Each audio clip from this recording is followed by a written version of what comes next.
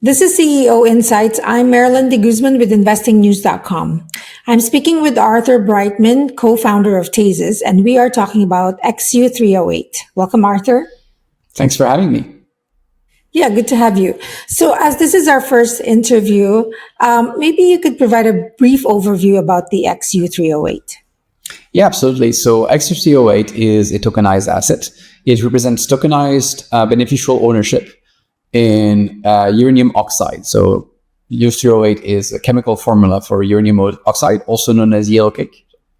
U3 is 3 atoms of uranium, O8, 8 atoms of oxygen. And it's the form that is mined typically is xU3O8. It is before it is refined. So it's a raw product that's extracted from the earth before refinement and before usage in power plants. And the platform uranium.io allow people to come in and then buy this tokenized ownership in uranium, which can be interesting for people interested in owning the commodity. Mm-hmm. And the platform is uranium.io. That's right. The site that okay. So can you also provide some context on where does Tezos come into the picture? Absolutely. So Tezos is a blockchain. It's fairly robust. It's been in operation since 2018 without a glitch. And the tokenization of uranium is taking place on the Tezos blockchain, specifically on a part of it called Etherlink, which is compatible with the Ethereum world, let's say. So people who have used Ethereum wallets and the likes of these can easily access this part of Tezos and xU3O8 via uranium.io. So why would investors prefer to invest in a tokenized uranium asset over the conventional uranium stocks? Well, it depends what type of play you're interested in. With a uranium stock, if you're talking about a uranium mine, for example, you will carry idiosyncratic risk, which is tied to this company. Maybe something bad happened to this company. Now you could try to buy a basket and you could try to diversify the baskets, but you still have this idiosyncratic risk. So it gives you a pure play on uranium that you wouldn't get by buying a mine or by buying something that is related. You don't know if maybe they're going to find something in the mine. Maybe they're not going to find something. Maybe they hedged some of their supply. Maybe they haven't hedged some of their supply. So there's always this uncertainty. And then there are also exchange-traded products around uranium, like the spot trade, which are in a sense pure play. But these are funds. You're not buying uranium. You're buying a share in a fund, and you depend on how well that fund is going to track the price of uranium. Depend on the fund manager, and those products have been known to have premiums or discounts compared to the underlying commodities as high as 15%, going on for 6 months. So you may be stuck if you want to sell, having to sell at a 15% discount because the fund manager didn't see fit to buy back some of the shares of the fund and sell the underlying uranium. So here you do not have this issue because you have convertibility with the physical uranium behind it. You've recently listed on major centralized exchanges. How has the market responded so far with these recent listings? I think in terms of volume, it's been quite a bit of volume. And it's still, in terms of the uptake, I think it's been modest. In a sense, I think there is product market fit between crypto audiences and uranium as an asset to purchase. I like to say that people who like cryptocurrencies, they like commodity, technologically flavored commodity, and uranium is that. I also think that it takes a bit of time for people to get familiar with the product, to understand what it is. Is it really uranium? Is it a meme coin called uranium? It is really uranium, and they may be surprised to see an asset like this on a crypto exchange. So there's a bit of market education to be done.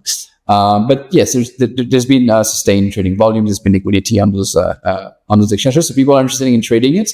I think we need to see more people interested in owning a larger fraction of uranium. As it stands, I think the total amount that's been tokenized is around $7.5 million worth of uranium oxide.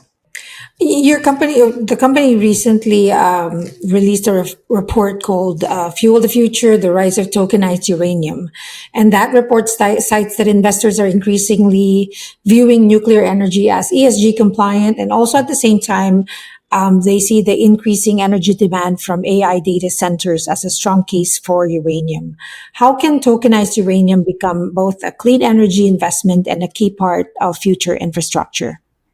Well, I think there's been a generational shift in terms of the perspective of uranium. And you have the generation that's been exposed to the Cold War, nuclear proliferation, accidents like Chernobyl.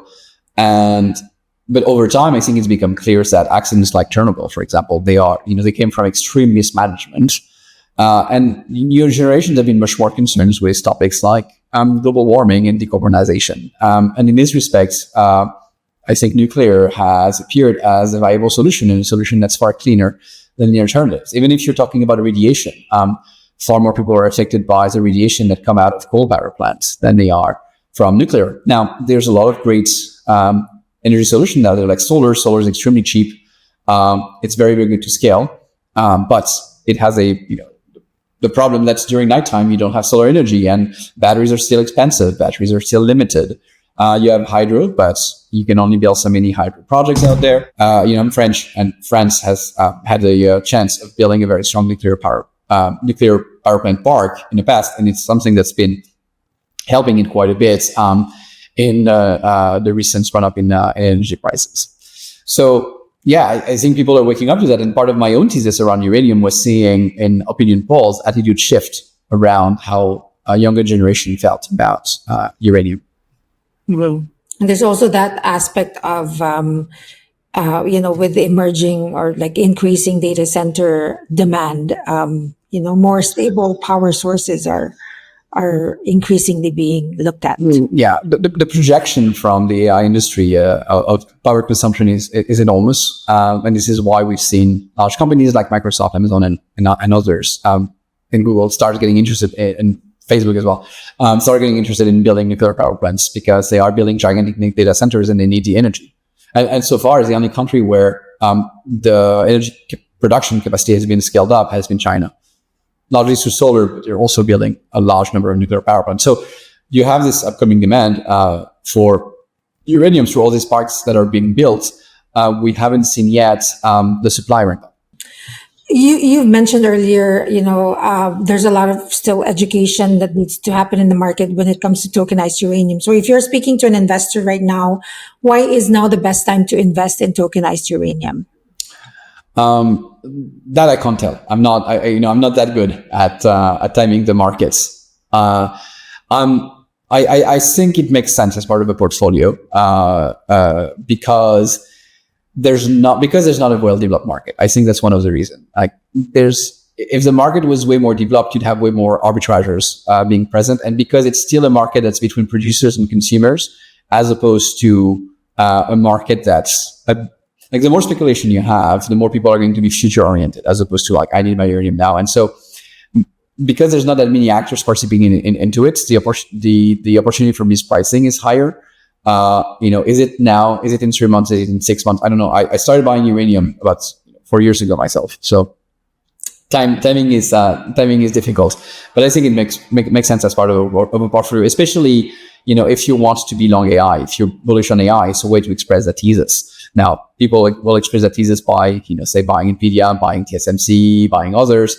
A lot of people are looking at those trades, and if somehow AI fizzles out and people do not build trillions of dollars of data centers, we don't see the demand in energy being realized, then perhaps that doesn't happen. And so when you look at the market, it's going to be priced by people who think it's not going to happen and people who think it's going to happen.